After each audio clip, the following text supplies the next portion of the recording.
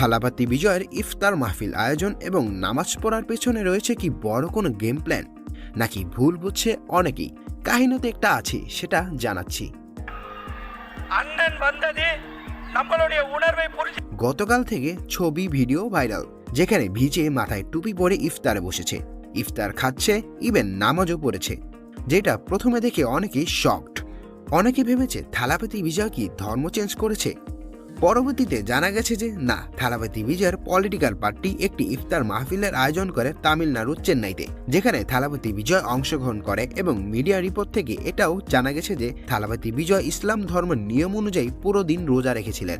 এখন অন্য ধর্মের মানুষ ইসলাম ধর্মের প্রতি এমন শ্রদ্ধা দেখে অনেকেই প্রশংসা করছে, অনেকেই বাহাবা দিচ্ছে। অ্যাট দ্য সেম টাইম অনেকেই বলছে এগুলো আসলে লোক দেখানো, এর পেছনে অন্য কোনো বড় গেম প্ল্যান আছে। এমনকি কারো কারো ধারণা থালাপাতি বিজয় পলিটিক্সে জয়েন করেছে, 2026-এর ইলেকশনও হয়তো করবে, তাই ভোটের জন্য এসব কার্যক্রম করছে মানুষের অ্যাট্রাক্ট করার জন্য। এই যুক্তির বিপরীতে অনেকেই মনে করছে তামিলনাড়ুর চেন্নাইতে মাত্র 5% মুসলিম রয়েছে, সো তাদের ভোট না আসলে থালাপাতি বিজয়ের কিছুই যায় আসে না।